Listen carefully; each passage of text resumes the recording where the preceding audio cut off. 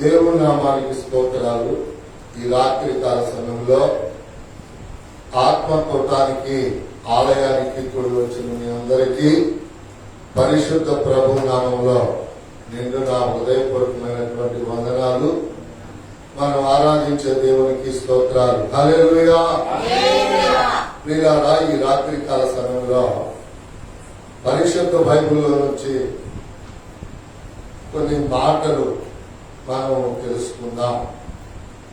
ఈ మాటలు ఏమిటయ్యా అంటే వీళ్ళగా ప్రత్యేకమైనటువంటి మాటలు మనకి అనేకమైనటువంటి విషయాల్లో జీవాన్ని కలుగు చేస్తాయి. ఏం కలుగు చేస్తాయి? జీవాన్ని కలుగు చేస్తాయి. ఈ రోజున వర్తమానం ఏమిటంటే జీవము. రాసుకోండి, ఈరోజు వర్తమానము జీవము. ఈ జీవం అనేటటువంటి వర్తమానములో అసలు ఈ జీవం అంటే ఏమిటి తెలియాలిగా మనకి. మనం ఏమనుకుంటామంటే జీవం జీవం జీవం జీవం అని అనుకుంటాం. జీవం అంటే ప్రాణం, లైఫ్. ఏంటి చెప్పండి?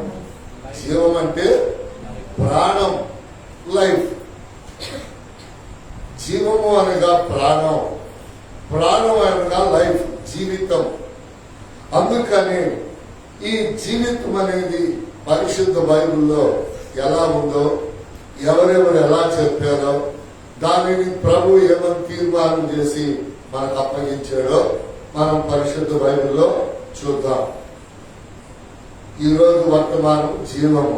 సామెతల గ్రంథం 14వ అధ్యాయం 30వ వాక్యాన్ని జాగ్రత్తగా ధ్యానం చేద్దాం.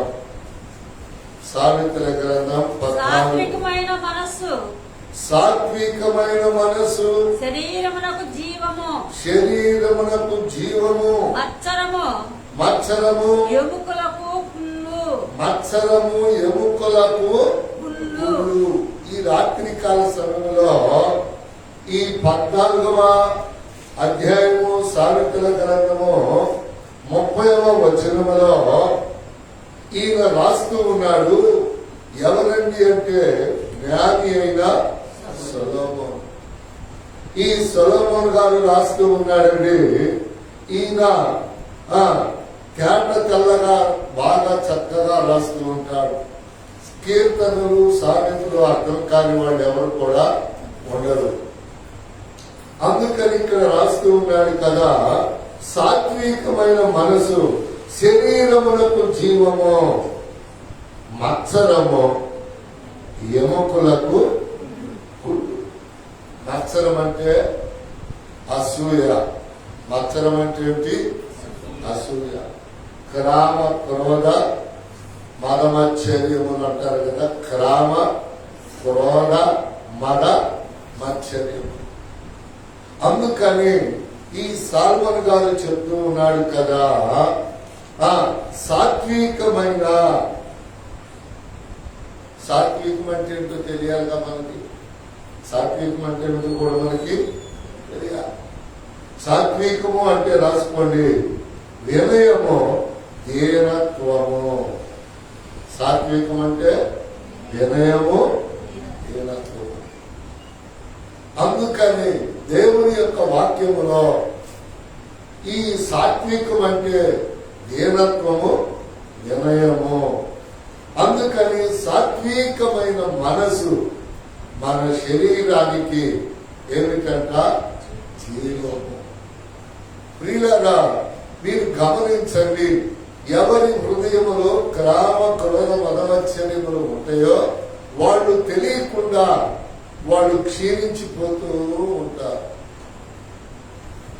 చూడండి, ఒకప్పుడు రోగములు బాగా, వ్యసనముల యొక్క వేధింపులు లేవు. ఇవాళ ఎక్కడ చూసినా రోగం ఏంటో తెలియదు. ఎలాగా చనిపోతూ ఉన్నారు ప్రజలు. కారణాలు ఏమిటో కూడా మనము కనుగొనలేకపోతున్నాం. మనిషి బాగానే ఉంటాడండి, అలా వెళతా ఉంటే పిలిచి పెట్టేసేస్తారు. చూసారా? అలా వెళ్తుంటే పిచ్చి పెట్టేస్తారు. మొన్న ఒక లాయరు చిన్న వయసే అలాయర్ కంటే పిచ్చి పెట్టుంది పార్క్ రోడ్డు ఏదన్నా చూస్తే భార్య ఉంది, పిల్లలు ఉన్నారు, ఆస్తులు ఉన్నాయి. ఏమిటి అంటే చూసారా, బ్రెయిన్ స్ట్రోక్, బ్రెయిన్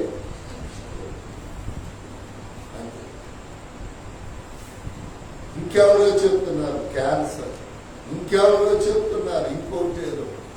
ఎందుకండి ఇది అంటే ప్రియులారా, విస్తృతంగా దేవుణ్ణి ప్రకటిస్తా ఉంటే దేవుని మాట ఎవరో లెక్క చేయట్లేదు.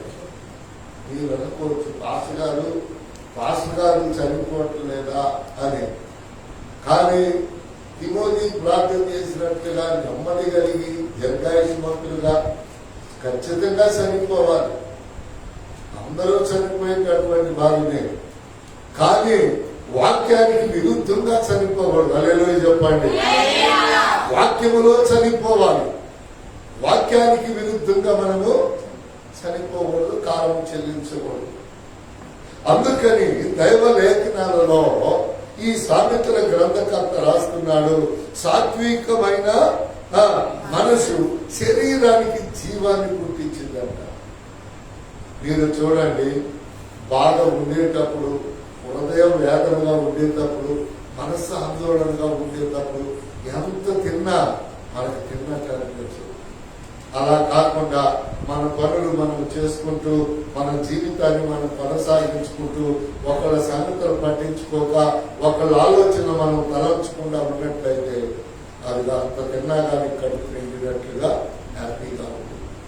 అదే చెప్తున్నాడు ఇక్కడ ఆయన. ఇంకేమంటున్నాడు చూడండి, మత్సరము ఎముకలకు ముళ్ళు.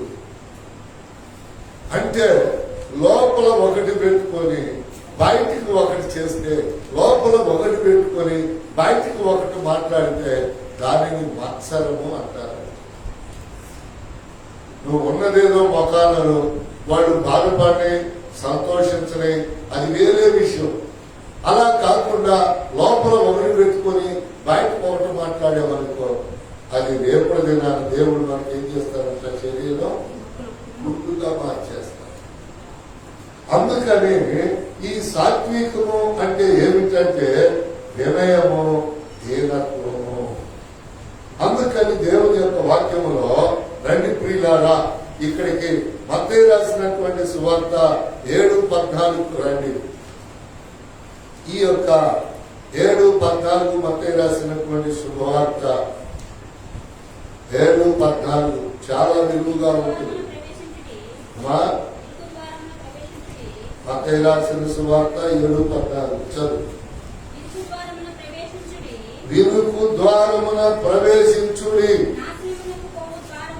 నాశనముకు పోవు మార్గము వెడల్పును, ఆ దారి విశాలమునై ఉన్నది, దాని ద్వారా ప్రవేశించువారు అనేకులు. అదిగదిగో జీవమునకు పోవు ద్వారము ఇరుకును, ఆ దారి చూశారండి, దానిని కనుగొని వారు కొందరే. చూసారా, చాలా సింపుల్ గా రాస్తూ ఉన్నాడు యేసయ్య. ఏమంటున్నాడు చూడండి, మళ్ళీ చదవము.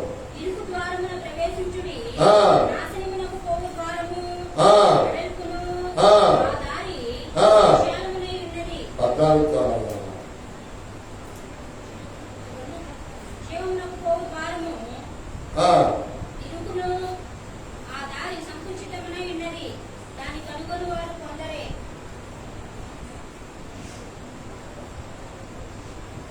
మత్తయి రాసిన సువార్త 7:14. ఆ దారి విశాలమై ఉన్నది, దాని ద్వారమును ప్రవేశించువారు అనేకులు, జీవమునకు పోవు ద్వారము ఇరుకు. అండర్లైన్ చేసుకోండి. ఈ మాట కోసమే మళ్ళీ మళ్ళీ చదవమంటారు. ఇది ఎలా ఉంటుందంట? ఇరుకు ఇరుకు జీవములో ప్రవేశించాలంటే ఇరుకు. ఈ ద్వారం ఎడలుపుండదు. ఈ ద్వారం ఎడలుపుండదు. తొక్కిసలాట్లు, తోపులాట్లు, ఒకరి మీద ఒకరు చెప్పుకోవటం రకరకాలుగా ఉంటుంది. నేను ముందలంటే నేను ముందర వచ్చాను, నేను ముందర వచ్చాను అని. ఈ ఇరుకు ద్వారము జీవములకు సూచన. రాత్రి చెప్పానుగా, శ్రమలు లేని క్రైస్తవుడు దేవునికి కలుసుకోలేడు. క్రైస్తవుడు అంటేనే శ్రమ. అయితే ఆ శ్రమలు లోకస్తులకు మనకంటే ఎక్కువ ఉంటాయి. రాసుకోండి, లోకస్తులకు ఎట్లా ఉంటాయి? మనకంటే చాలా ఎక్కువ ఉంటాయి. ప్రార్థనకు రాని వాళ్ళకి, ప్రార్థన చేయని వాళ్ళకి, యేసయ్యను ఆరాధించిన వాళ్ళకి కొల్లలుగా ఉంటాయి. కానీ మనకు ఒకటే ఉండింది, దాన్ని దేవుడు తోడైంది చక్కగా నడిపిస్తాడు. వాళ్ళకి ఎన్నో ఉంటాయి. ఏముంటాయి వాళ్ళకి? ఎన్నో ఉంటాయి వాళ్ళకి. చూసారా? లోకస్తులకి, లోక నివాసులకి ఎన్నో ఉంటాయి. కానీ మనకి ఒక్కటే ఉంది. ఎన్నుంటాయి? ఒక్కటే. ఆ ఒక్కదాన్ని కూడా ఏం చేస్తాడు? దేవుడు తోడయుండి ప్రయాసపడి భారం మోస్తున్న సమస్యలారా, మీరు ఈ శ్రమను మోయలేరు, మీరు ఈ బాధలు మోయలేరు, మీరు ఈ దుఃఖాన్ని మోయలేరు. నేను మోస్తాను, నా శిలువ మీద వేయండి, నా యొద్దకు రండి. చేశారా? ఎందుకండి మరి క్రైస్తవునికి దేవుడు తోడై ఉండేదంటే, ఆయన బిడ్డలకి ఆయన చెప్పే మాటలు వినేవారికి ఆయన తోడై ఉండకపోతే ఎవరు తోడై ఉంటారండి? చూసారా? అందుకని అక్కడ రాస్తూ ఉన్నాడు కదా, చూడండి, ఆ దారి విశాలమై ఉన్నది, దాని ద్వారమును ప్రవేశించువారు అనేకులు, జీవమునకు పోవు ద్వారము ఇరుకును, ఆ దారి సంకుచమునై ఉన్నది, దానిని కనుగొని వారు అందరే. మనం ఏమనుకుంటున్నాం? వాళ్ళు వస్తారు, వీళ్ళు వస్తారు, వాళ్ళు వస్తారు, వీళ్ళు వస్తారు అని మనం అనుకుంటాం. దానిలో ప్రవేశించు వారు కొందరే. ఎందుకో తెలుసా? చూడండి, బైబిల్ అంటేనే కష్టం, కష్టంలోనే ఉంది ఆనందం. బైబిల్ అంటేనే కష్టం. ఎందుకని? పాపం చేయొద్దనిది బైబిల్, అబద్ధం ఆడొద్దనిది, మోసం చేయొద్దనిది, ఇంకేదో చేయొద్దనిది, ఇంకేదో. మరి ఇంకేం చేయాలంటాడు ఈ మనుషుడు? అంటాడు ఈ మనుషుడు, ఇంకా ఏం చేయాలంటాడు ఈ మనుషుడు. కానీ దేవుడు ఏం చేస్తాడు తెలుసా? సరే, నా వాక్యం, నా ప్రార్థన, నా మందిరం, నా సేవకుడు, నీ బాధ మీద పో, నువ్వు లోకంలో జీవించంటాడు. ఆ మనిషి అనుకుంటాడు, జీవిస్తున్నాను, లోకంలో అనుకుని జీవిస్తాడు. ఆ తర్వాత ఆ జీవితంలో వచ్చే బాధలు, కష్టాలు, అయ్యో నేను దేవునికి ఎందుకు దూరమయ్యాను, అయ్యో నేను ఎందుకు దేవునికి దూరమయ్యాను. చూడండి ప్రియులారా, బైబిల్ అట్లా చాలా మంది అన్నారు భక్తులు, అయ్యో నేను ఎందుకు నీకు దూరం అయ్యాను, నన్నెందుకు నువ్వు దూరభావనిచ్చావు. చూసారా? నన్నెందుకు నువ్వు దూరభావనిచ్చావయ్యా. ఏడ్చిన వాళ్ళు ఉన్నారు, కన్నీరు కార్చిన వాళ్ళు ఉన్నారు. అందుకని మనం ఎప్పుడు కూడా సంతోషాన్ని దేవుడిస్తాడు. మనం అది కోరుకొని, ఇది కోరుకొని, అది కోరుకొని విశాలమైన మార్గంలో పోయామనుకో, అక్కడ మనకేమి సంభవిస్తాయో చూడండి. ప్రతి ప్రాంతానికి, ప్రతి మనిషికి కష్టం వచ్చినట్టే, కన్నీళ్లు వచ్చినట్టే, ఒక్కొక్కళ్ళకి ఒక్కొక్క శ్రమ, ఒక్కొక్కళ్ళకి ఒక్కొక్క బాధ. చూసారా? కేరళ ఎప్పుడు కూడా ప్రార్థనా పనులు ఎక్కువ. కేరళలో ప్రార్థన చేసే వాళ్ళు ఎక్కువ, ప్రశాంతత ఎక్కువ, సమాధానం ఎక్కువ అన్నట్లుగా నేను ఇంటా వచ్చాను. అదే కేరళలో వందల మంది మరణిస్తున్నారు. ఏమి జరిగి?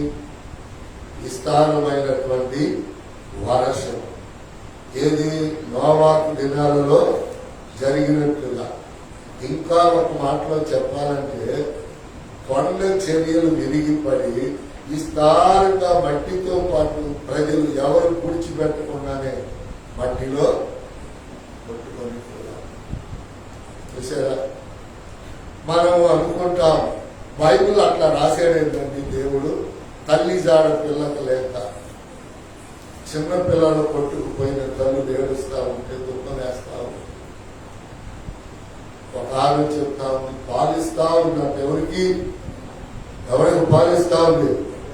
చిన్న పిల్లకి.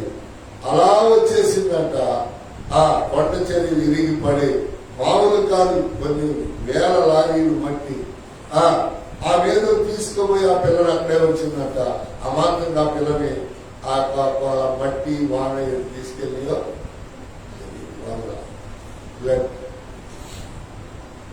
చూసారా? మనం అనుకుంటాం క్షేమంగా బ్రతకాలి అని. అందుకని వంతెనలు రకరకాలుగా, మరి ఆ కేరళ అంటేనే భక్తి పరులు, వాళ్ళకి రోగాలు తక్కువ. ఎందుకని? వాళ్ళు దేవుని యొక్క వాక్యానుసారంగా కొబ్బరి నూనె, కూర కానీ, చెట్టు కానీ, తిరగమూత కానీ అన్ని కొబ్బరి నూనె చూసారా? కానీ దేవునికి ఆ ప్రాంతం మీద కోపం వచ్చింది. చూసారా? ఎవరు చేయలేము. ఎందుకండి నేను చెప్తుందంటే, ఇప్పటి వరకు లేదు, మరి ఇప్పుడు ఎందుకు వచ్చింది? ఆత్మీయ జీవితాల్లో దేవునికి చెందాల్సిన మహిమ మనుషులకి చెందిస్తా ఉన్నప్పుడు దేవుని ఉగ్రత వాళ్ళ మీదకి వస్తా ఉంటుంది. అందుకని ఈ జీవం అనేది ఇరుకు మార్గం అనమాట. ఏ మార్గం? ఇరుకు మార్గం. విశాలమైంది కాదు. ఒకళ్ళేనకు మన ఒకళ్ళు పోయేది, ఒకళ్ళేనకు మన ఒకళ్ళు నడిచేది. అందుకని దేవుని యొక్క వాక్యంలో యోహాను రాసినటువంటి సువార్త 3వ అధ్యాయం 15-16 వచనాలు. యోహాను రాసిన సువార్త 3:15-16. 3:15-16. అరణ్యములో మోషే సర్పమును ఎలాగూ ఎత్తెనో అలాగే విశ్వసించు ప్రతివాడును నశింపక ఆయన ద్వారా నిత్య జీవం పొందునట్లు మనుష్య కుమారుడు ఎత్తబడవలెను. దేవుడు లోకమును ఎంతో ప్రేమించెను కాగా ఆయన తన అద్వితీయ కుమారునిగా పుట్టిన వాని యందు విశ్వాసముంచు ప్రతివాడును నశింపక నిత్య జీవము పొందునట్లు ఆయనను అనుగ్రహించెను. చూడండి ఎంత చక్కని మాట. చూసారండి? ఏమంటున్నాడు?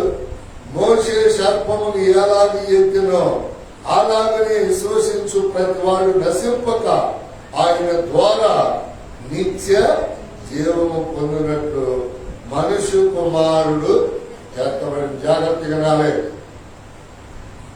దేవుని కుమారుడు ఎందుకు ఎత్తబడ్డాడు అని ఎవరైనా అడిగితే మనము నశించిపోకుండానట్టుగా. హల్లెలూయా. మనము నశించిపోవటం దేవుని కుమారునికి ఇష్టం. అందుకని ఆయన చనిపోయాడు, ఆయన తిరిగి లేచాడు. అదే చెప్తున్నాను చూడండి. మోషే ప్రజలకు అరణ్యములో ఏ రీతిగా ఏమెత్తాడంట? మోషే సర్పమును ఎలాగా ఎత్తినో ఏమెత్తాడు? సర్పాన్ని. అంటే ఏ సర్పాలైతే ప్రజలను కలిసి కాటేస్తూ ఉన్నాయో అప్పుడు దేవుడిని అడిగితాయా ఇరువుడు మంది ఏంటంటే ఒక సర్పాన్ని చేసి వాళ్ళకు చూపి, ఇక సర్పం ఎత్తాడు కదా, చూశారు వాళ్ళంతా. ఏమనుకుంటున్నారు? అలాగ విశ్వసించు ప్రతివాడు నశింపక ఆయన ద్వారా నిత్య జీవము పొందినట్లు మనుష్య కుమారుడు ఎత్తబడెను. ఇక్కడ ఒక గొప్ప రహస్యం జాగ్రత్తగా ఉంది. అరణ్యములో మోషే ఏ రీతిగా సర్పాన్ని ఎత్తితే నశించిపోలేదో ప్రజలు, అలాగనే దేవుని కుమారుడు ఎత్తబడినందుకు మనము నశించిపోలేదు. దేవుడు కుమారుడు చనిపోయి సమాధిలోనే ఉన్నాడనుకో, మనకు జీవం లేదు, ఇంకా మనకేమి లేదు, జీవం లేదు, జీవ మార్గము కూడా లేదు. అందుకని దేవుని యొక్క నామము పేరిట చూసారా ఏమంటున్నాడు, దేవుడు లోకమును ఎంతో ప్రేమించను కాగా ఆయన తన అద్వితీయ కుమారునిగా పుట్టిన వారిని విశ్వసించు ప్రతి వాడు నశింపక నిత్య జీవము పొందినట్లు ఆయనను మనకి ఎవరైతే యేసయ్య దేవుని కుమారుడిని విశ్వసిస్తారో అలాంటి వారికి దేవుడు పరలోకములో నిత్య జీవాన్ని ఇస్తాడు. ఏమిస్తాడంటే పరలోకములో నిత్య జీవాన్ని ఇస్తాడు. ఇప్పుడు పరలోకములో నిత్య జీవము దేవుడు మనకి ఇవ్వలేదనుకో, మనం పరలోకం పోయే అవకాశం లేదు. చూడండి, లూకా రాసినటువంటి సువార్త 8వ అధ్యాయం 14వ వచనాన్ని జాగ్రత్తగా చదువుతాం. లూకా 8:14. ముండ్ల పొదలలో పడిన, చాలా జాగ్రత్త, ఈ వాక్యాన్ని అర్థం చేసుకోవటం జాగ్రత్త. కైండ్స్, రకాలు. చదువుమా. ముండ్ల పొదలలో పడిన, ముండ్ల పొదలలో పడిన విత్తనమును పోలిన వారెవరనగా విని కాలము గడిచిన కొలది ఈ జీవన సంబంధమైన విచారముల చేతను ధనభోగముల చేతను అణిచివేయబడి పరిపక్వముగా ఫలింపని వారు. చూడండి చూడండి, దేవుని పనికి వాళ్ళు జీవనోపాధి అయిన వెరీ వెరీ ఇంపార్టెంట్ అని పెట్టుకోండి.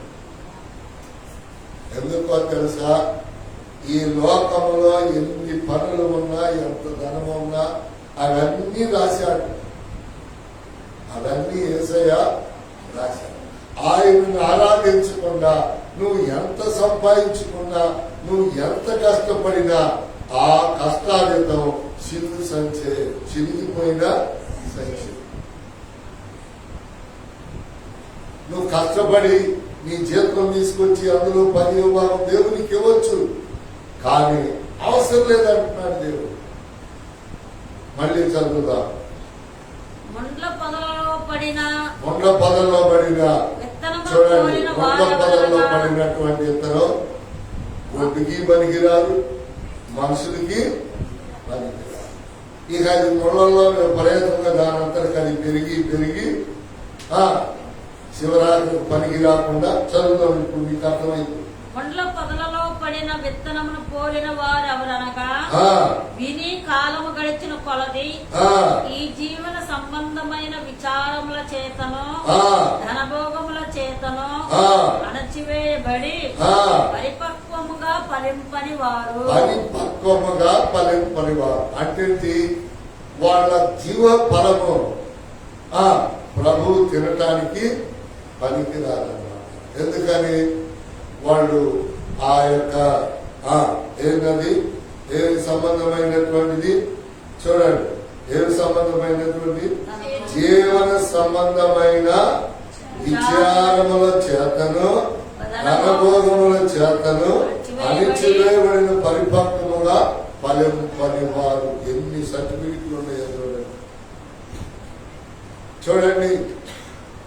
ఎందుకంటే ఆదివారం నాడు, శనివారం రాత్రే, శనివారం నువ్వు ఏ పనైనా చేసుకోవచ్చు, ఆరాధనకు వస్తే సార్. ఆదివారం, పరిశుద్ధ ఆదివారం నాడు నువ్వు పరిశుద్ధమైనటువంటి ఆలయములో ప్రభుత్వమే ఉండాలి, గడపాలి.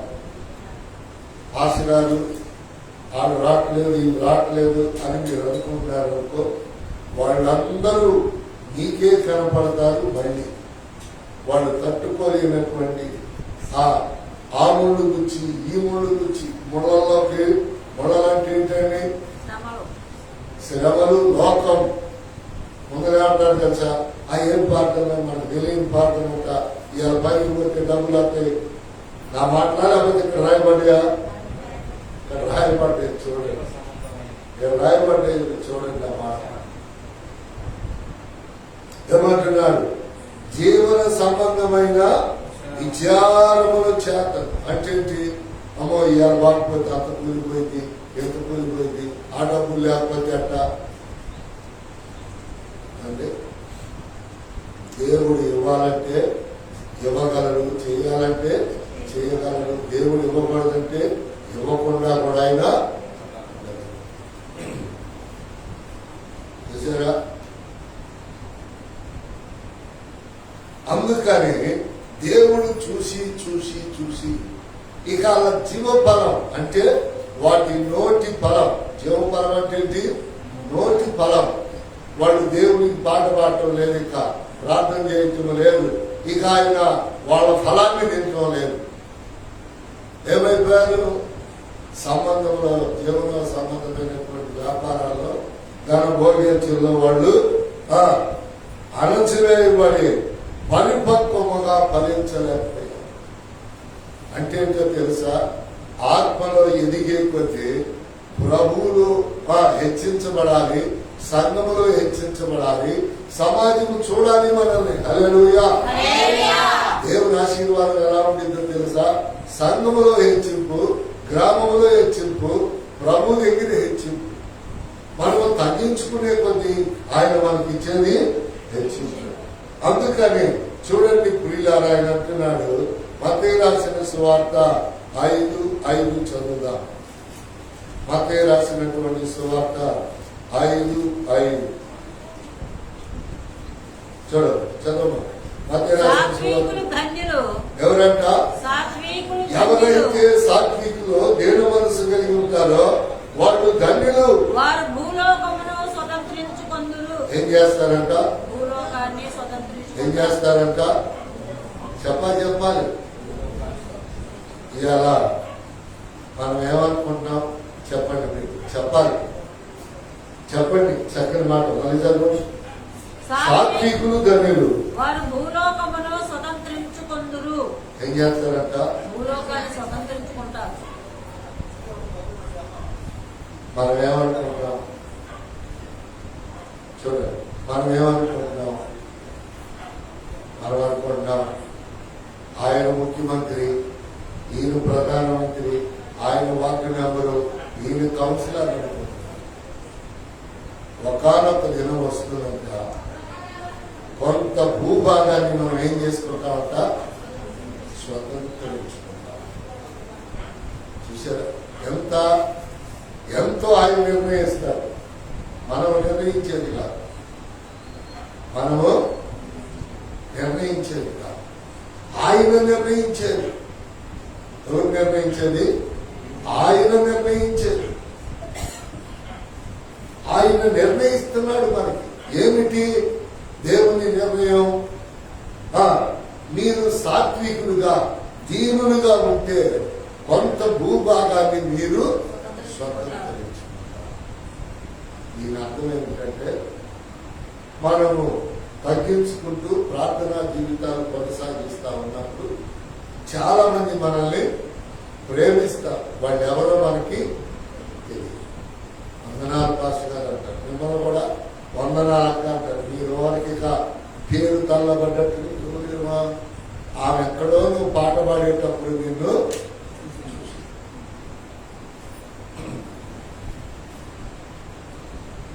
చూడండి. ఒక పాస్టర్ గారు వాకింగ్కి వచ్చాడు. ఆయన్ని నేను పలకలేదు, ఆయన నన్ను పలకలేదు.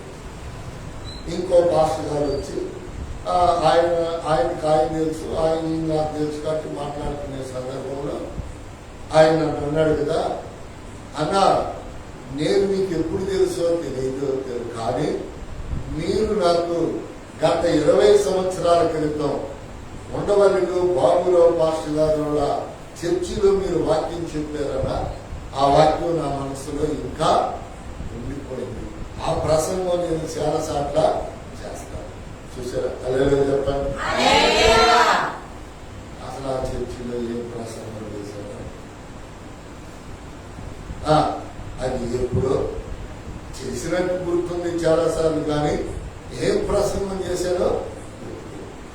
అందుకని చెప్పేవాళ్ళు కంటే వినేవాళ్ళు ధన్యులు. హల్లెలూయా. ఎందుకని ఇన్నది ఎక్కడికి చెప్పింది? ఎందుకని మళ్ళీ రేపు మీకు వేరే మెసేజ్ చెప్పాలి కనుక మళ్ళీ ఇంకో మెసేజ్ నేను తయారు చేసుకోవాలి. పరలోకానికి కావలసినటువంటి జీవాహారాన్ని నీకు పెడుతూనే ఉండాలి. ఒక్కరో పెట్టి ఆపుకోవడం చూసారా? అందుకని దేవుని వాక్యం చెప్తుంది, మీరు జాగ్రత్తగా వింటే మీకంటే ధన్యులు ఎవరు కూడా ఉండరు. దేవుని వాక్యాన్ని వినటం వల్ల విశ్వాసంలో వీరులుగా గొప్పవారుగా మీరు తయారవుతారు. అందుకని ఇక్కడ రాస్తూ ఉన్నాడు, ఏమంటున్నాడు చూడండి, సాత్వికులు ధన్యులు, వారు భూలోకమును స్వతంత్రించుకుంటారు.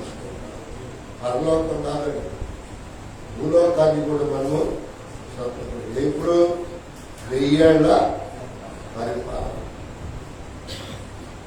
ఇప్పుడు ఈ లోకంలో సంఘంలో ఎట్లా మనకి ఇలుగుగా ఉందో, మీటింగ్లప్పుడు, సభలప్పుడు, పెళ్లిళ్ళప్పుడు ఎంత మనకి ప్రార్థనా పద్ధతులు విలువ ఉంటుందో, అదే రీతిగా రేపు ప్రభు రాకడ ఎత్తబడిన తర్వాత భూలోకం మీద కూడా మనకి అధికారం ఉంది. పాపుల మీద కూడా మనకి అధికారం. పాపులను మనం పరిపాలిస్తాం. చూసారా? రాత్రి రాసుకోండి. మీరు అనుకోవచ్చు అందరూ జాగ్రత్త, ఇన్ని రాసుకోండి. వైఎస్ రాజశేఖర రెడ్డి గారే పరిపాలించాలా, జగన్ గారే పరిపాలించాలా, చంద్రబాబు గారే పరిపాలించాలా, పవన్ కళ్యాణ్ పరిపాలించాలా, లోకేష్ గారే పరిపాలించాలా? ఇవాళ లోకరీతి ఇల్లు మనల్ని పరిపాలిస్తున్నారు. రేపు మన ప్రభు పేరిట వీళ్ళందరినీ పరిపాలించబోతున్నారు. చెప్పండి. ఎందుకంటే ప్రియులారా, విత్తిన దానిని మానవుడు కోసుకోవాలి. వాక్యం చెప్తా ఉంది, మీరు భూలోకాన్ని స్వతంత్రించుకుంటారు, పాపులను మీరు పరిపాలిస్తారు. 1000 ఏళ్ళు విందు జరిగింది, ఆ విందులో మీరు ఉంటారు. ఒక్కరోజు కాదు. అంటే చెప్పండి, ఏడన్నా భోజనాల ప్రార్థన అంటే ఇక జనం మామూలుగా పోట్ల. బలారం ప్రార్థన అంటే 5గురు, భోజనాల ప్రార్థన అంటే 50 మంది.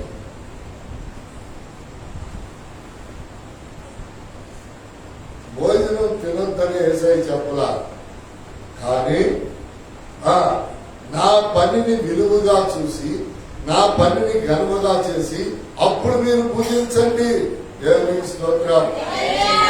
అందుకని ఆయన అంటూ ఉన్నాడు కదా, చూడండి మత్తయి రాసిన సువార్త 21:5. మత్తయి రాసినటువంటి సువార్త 21:5. ఇదిగో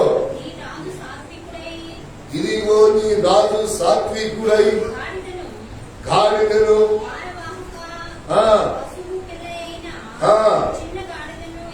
ఎక్కి సియోను కుమారితో, ఎవరంటే రాజు సాత్వికుడంటే దీన మనసు, వినయము గుర్తుపెట్టుకోవాలి. అసలు యేసు ప్రభు వారు మీకు మాట చెప్పమంటున్నాడు. పరిచింద ఆయన సింహం మీద ఎక్కి ఊరేగు. ఏదెక్కి? గుర్రం కాదు, సింహం మీద ఎక్కి సింహం ఆయన అంటే వచ్చింది, దాని మీద ఊరేగుతుంటే ఎవరైనా చూస్తారా? చెప్పండి, మీరు చూస్తారా?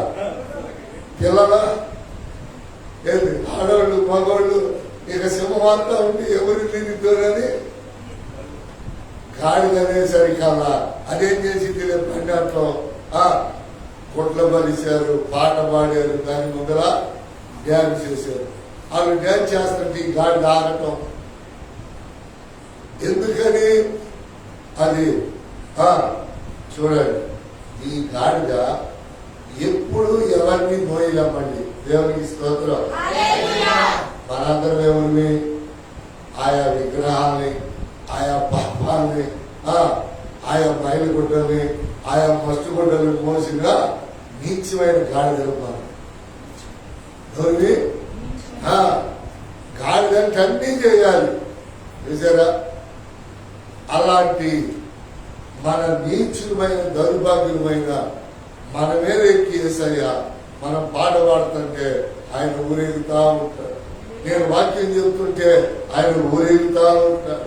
ఎందుకంటే ఆయన సాత్వికుడు, ఆయన దీన మనసు గలవాడు. ఏమిటంట? భార వాహిక పశువు పిల్ల అయినా చిన్న గాడిదెక్కి ఈ అద్దరికి వచ్చుచున్నాడు. చూసారండి? చిన్న గాడిద పిల్ల మీద ఎక్కి ఒక గాడిద అయితే తండ్రితో కలిసి ఇంకోనని చిన్న గాడిద పిల్ల మీద ఎక్కి అది తనలో కలదు. చూసారా? ఎక్కి నీ అంతకు వస్తా ఉన్నాడు. నీ అంతకు ఏం చేస్తున్నాడు? ఆయన సంతోషం, ఆయన సమాధానం, ఆయన మాటలు ప్రియులారా దేనికంటే నీవు జీవాన్ని పొందుకుంటాను. హల్లెలూయా. గుర్రం మీద ఎక్కేవాళ్ళకు గర్విస్తావు. పెళ్లినప్పుడు గుర్రం తెచ్చే దేనికి? పెళ్లినప్పుడు గుర్రం తెచ్చి గర్వం. ఇదివరకు నేను చిన్నపిల్లడప్పుడు పెళ్లిళ్ళు గుర్రాలు తెచ్చారనుకో, ఇది చిన్నపిల్లలు ఒక 50 మంది పోయి ఆ గుర్రం చుట్టూ కూర్చునేవాళ్ళం. అది మమ్మల్ని తీసి దానికి మేత వేసేవాడు అప్పుడు, గుగ్గిళ్ళు పెట్టేవాడు అప్పుడు, కాళ్ళు సరి చేసేవాడు అప్పుడు. చూసారా? దాన్ని ఏడ కట్టేసేవాడు. దానికి స్పెషల్ ఫుడ్ సొప్ప, గుగ్గిళ్ళు. నేనేం చేసేవాళ్ళం? ఎవడు గుగ్గిళ్ళు వాడికి పెట్టుకొని తీసుకొస్తాడా అని చూసి వాడు దంచాన్ని తీసుకుని మేము గుగ్గిళ్ళు సంగతి చూసేవాడు. ఇక దాన్ని శుభ్రంగా కడిగి తుడిచి దాని మీద పశువు మీద గొడ్లేసి కొత్త గొడ్లేసుకున్న పెళ్లి కొడుకుని ఎత్తితే ఇక వాళ్ళు పాటలు పాడుతూ ఉంటే అది ఒక గర్వం. చూసారా? గర్వం అంటే ఎట్లాగా తెలుసా? మా అబ్బాయికి ఆత్మాకూరు గుర్రం కాదు, 7 కొండూరు గుర్రం. ఆ ఊరు గొప్పది గుర్రాలకి. ఏ ఊరు? మేడుకొండూరు, సజ్జనపల్లి అవతల. ఇక మేడుకొండూరు గుర్రం. అంటే ఏంటి మీ అబ్బాయి పెళ్లికి ఏ ఊరు గుర్రం? భోజనాలు ఎట్లున్నాయి అని అడగదు వీళ్ళు ఆన్లైన్ వాళ్ళు. ఏంటి మీ అబ్బాయి పెళ్లికి ఏ ఊరు గుర్రం? ఏ ఊరు డ్యాన్స్ వాళ్ళు? ఇక ఎందుకని ఇక సాయంకాలం కూడా తాగి ఇక రాత్రి అంతా గుర్రాలేమంటే అరిచి కాకరేసి ఆ డ్యాన్సులతో పాటు వీళ్ళు డ్యాన్స్ చేసి చూసారా? ఇక ఆ పెళ్లి కొడుకుని ఎగిరి నడువులు పోయి బ్యాటరీ డౌన్ అయిపోయి అబ్బాయి మరేంటి అక్కడికి 3 రోజులు పోతాయా? ఇప్పుడైతే పెళ్లి ఆమెలోనే అత్తగారింటికి ఏముంది? మెత్తని కారులో కూర్చోవడం అత్తగారింటికి. చూసారా? అందుకని గర్వం, గుర్రం మీద గర్వం. సౌలు యొక్క విషయంలో అదే జరిగింది. అందుకని మనం ఎప్పుడు కూడా గర్వించే వాటి మీద ఎక్కకూడదు. విధేయత, తగ్గింపు జీవితం. చూడండి ప్రియులారా, యోహాను రాసిన సువార్త 10:10 చదవండి.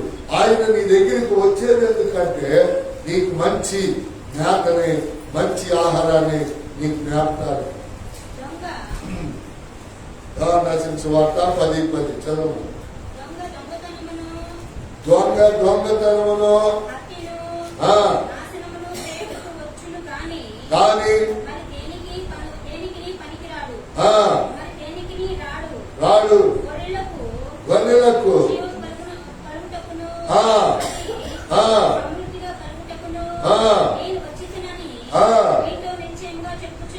చాలా. చూసారండి? గొర్రెలకి ఏం కలుగుతుందంట? చెప్పాలి. పంటలేం చేసుకోండి. మీరు గొర్రెలు, నేను కాపరిని. నాకు ప్రధాన కాపరి యేసయ్య. నాకు ప్రధాన కాపరి యేసయ్య.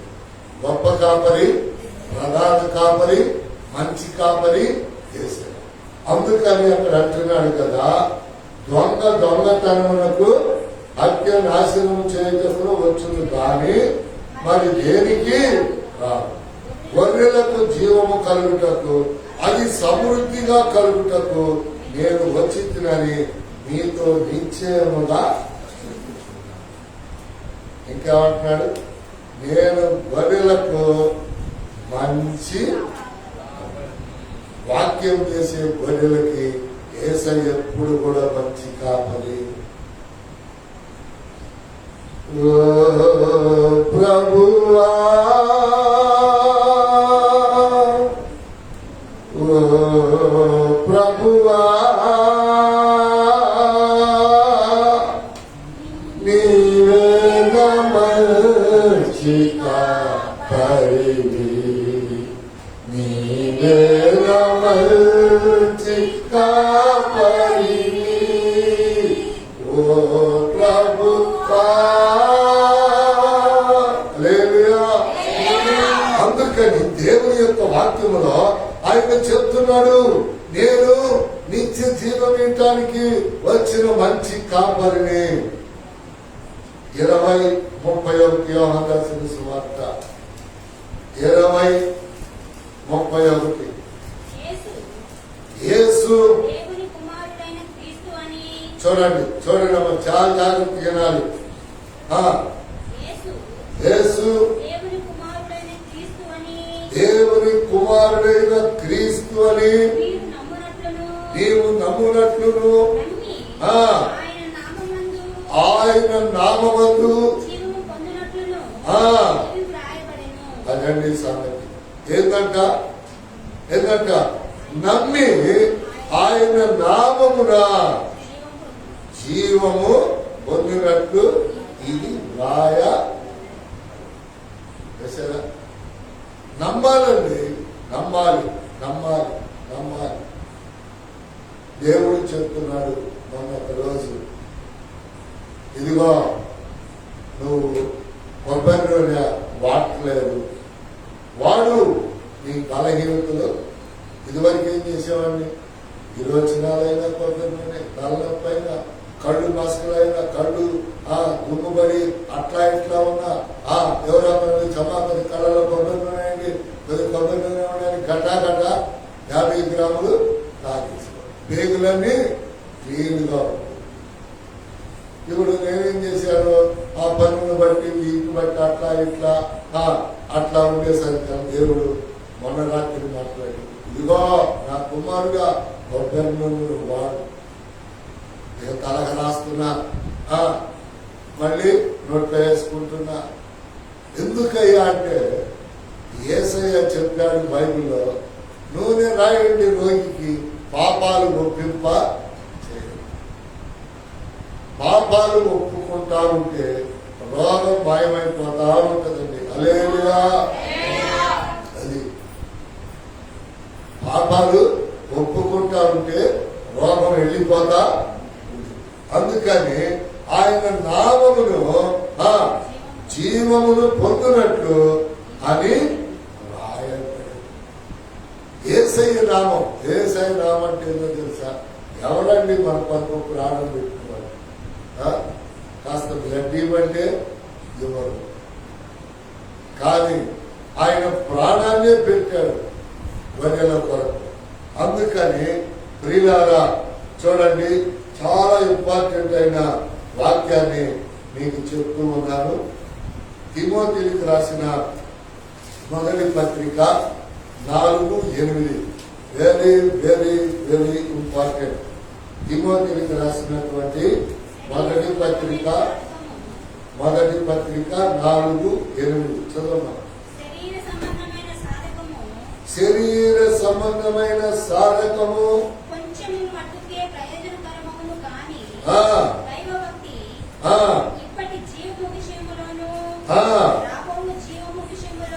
ఇక్కడ ఎన్ని జీవాలు ఉన్నాయి చెప్పాలి? ఎన్ని ఉన్నాయి? రెండు. ఇప్పుడు వరకు మనం బ్రతికింది, ఇప్పుడు వరకు మనం అనుభవించింది, అనుభవించబోతుంది, రాబోతున్న జీవం, ఇప్పుడు వరకు జీవించిన జీవితం. హల్లెలూయా. మణిదలు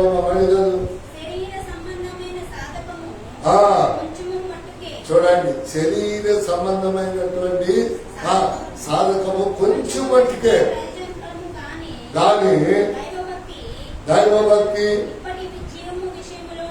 ఇప్పటి జీవము విషయములోను అండర్లైన్ చేసుకోండి, రాబో జీవము విషయములోను వాగ్దానముతో కూడినదై అందున అన్ని విషయములలో ప్రయోజనకరముగా ఉండును. హల్లెలూయా, హల్లెలూయా. నీ ఉద్యోగములో, నీ వ్యాపారములో, నీ చదువులో, నీ పనుల్లో ఏంటి జీవము అన్ని విషయములలో ప్రయోజనకారిగా ఉంటుందంట.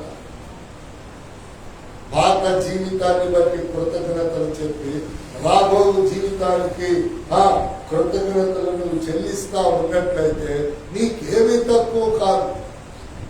కుటుంబంలో కానీ, ఉద్యోగం చేసే కాడ కానీ, చేతి పనుల్లో కానీ, వ్యాపారంలో కానీ ఏది కూడా నీకు తక్కువ కానే కాదు. అందుకని దేవుని యొక్క నామము పేరిట, దేవుని యొక్క నామము పేరిట మళ్ళొక్కసారి ఆ ఒక్క మాటనే మనం ధ్యానం చేద్దాం.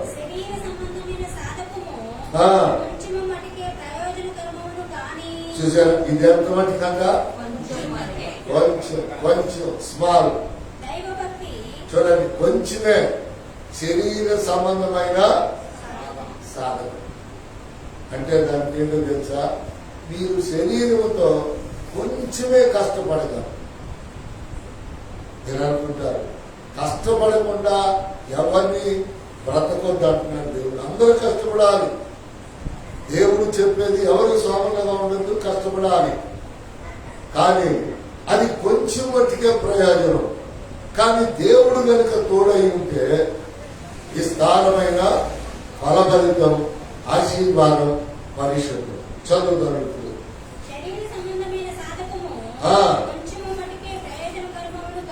కానీ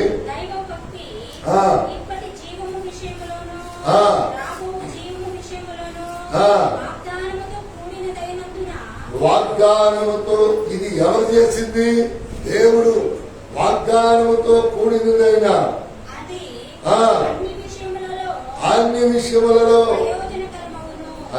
అన్ని విషయములలో అని ప్రయోజనకరమైన అప్లై చేసింది.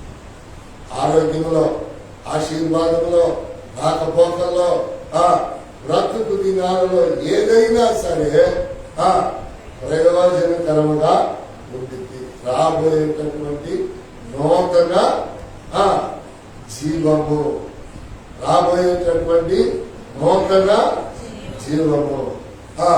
ఆ జీవము ఎలా వచ్చిందో ఏంటో మొదటి యోహాను పత్రిక 5:11 చూసి ప్రార్థన చేసుకున్నాం. మొదటి యోహాను పత్రిక 5:11. మొదటి యోహాను పత్రిక 5:11. ఆ సాక్ష్యమేమనగా దేవుడు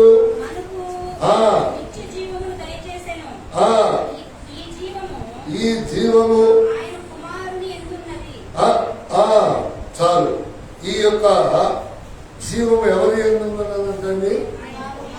ఆయన కుమారుని యందు ఉన్నది. 12 కూడా చదువుతాం.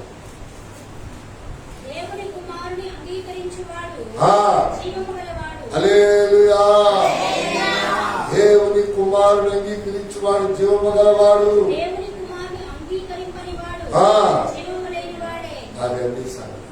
కనుక మనము దేవుని కుమారుణ్ణి అంగీకరించిన వాళ్ళమే కనుక నమ్మాం, విశ్వసించాం, నమ్మాం. మొదటి యోహాను 5:11 నమ్మాం, విశ్వసించాం. అన్ని కూడా ఆయన పేరుటే కనుక రాత్రి కాలసారంలో జీవమును కలిగి ఉన్నాం. అంటే మీరు ఎవరైనా చెప్పాలి, దేనిలో నుంచి దేనిలోకి దాటాం చెప్పాలి. అది వాక్యమే. ఇప్పుడు చెప్పిన వాక్యం కాదు. ఎప్పుడు దేనిలో నుండి? మరణములో నుండి జీవములోకి కనుక మన జీవాన్ని ఎవరు పాడు చేయకుండా జీవాధిపతితో అంటు కట్టబడి ఎదుగుదుము గాక. హల్లెలూయా. తలలు వంచండి, కన్ను నుండి ప్రార్థన చేసి